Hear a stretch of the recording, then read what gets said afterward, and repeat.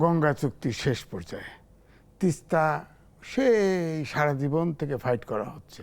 আন্তর্জাতিক নদী, সেই নদীতে বাদ দিতে পারবে না, পানি ডাইভার্ট করতে পারবে না, সেটা তো ভারত করছে। গঙ্গা চুক্তির শেষ পর্যায়ে তিস্তা সেই সারা জীবন থেকে ফাইট করা হচ্ছে।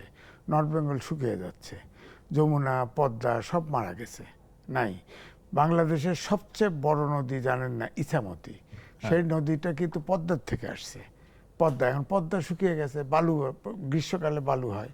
এখন ওই পদ্মা ব্যারেজ যে করছিল, যেটা গঙ্গা ব্যারেজ বলে, ওদের অংশে গঙ্গা বলে, আমরা পদ্মা, এই পদ্মাটা কিন্তু আসলে গ্রীষ্মকালে শুকিয়ে যায়। অথচ আমাদের তো চুক্তি ছিল। হ্যাঁ, চুক্তি ছিল, পানি আসবে কোত্থেকে? পানি তো আসে না। পানি তো আপনার চুক্তি যদি রিনিউ করেন, পানি তো পাবেন না, কারণ ভারতেই এখন গঙ্গা চুক্তির তার মানে ব্যাপারে কি বিরোধ। কেতাবে আছে, গোয়ালে নাই। নাই। তিস্তাতে আপনি দেখেন, গজলডোবাতে চুক্তি আলোচনা হয়েছে, বাংলাদেশের পক্ষ থেকে আলোচনা হয়েছে। আলোচনা হওয়ার পরে বলা হয়েছে যে উপরে তো পানি সেই সিকিম থেকে আপনার তিস্তা তৈরি হয়েছে, হ্যাঁ, পাহাড় থেকে তৈরি হয়েছে, বহু কয়েক হাজার ফিট উপর থেকে। এটার উপরে কমপক্ষে 8 থেকে 12টা ব্যারেজ আছে। এই ব্যারেজ দিয়ে বিদ্যুৎ তৈরি করে, জলবিদ্যুৎ তৈরি করে, এক।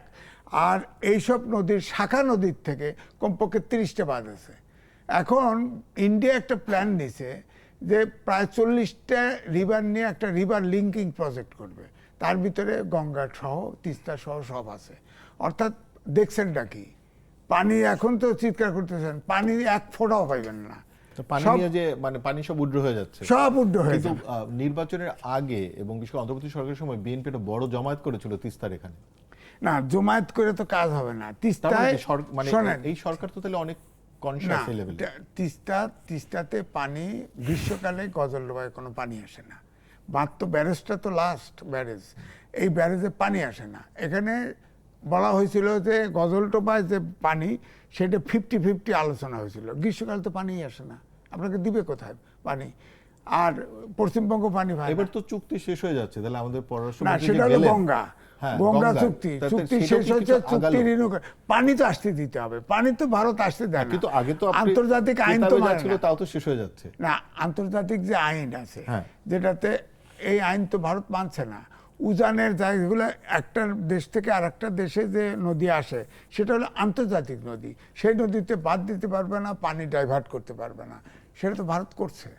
আপনি তো সেটাকে আমরা চেক দিতে পারছি না, বড় দেশ, তার সাথে তার চেক দিতে পারতেছে না। এই তিস্তার পানি পুরোটা আটকাইতে, পুরাটা উড্র করে, পুরাটা উড্র করতেছে। আপনি তিস্তা চুক্তি করে কি লাভ করবেন? পানি তো নাই। আমার মূল কথা হচ্ছে পানি তো নাই। গঙ্গাতে ব্যারেজে গঙ্গা চুক্তি তাহলে রিনিউ খাল কেটে করবে, কি হবে? পানি তো নাই। হ্যাঁ, পানি তো নাই, পানি তো এটা আসতেছে না। খুবই গুরুত্বপূর্ণ প্রশ্ন যে আমার পানি নাই তো খাল কাটবেন, সেখানে পানি কোত্থেকে আসবে?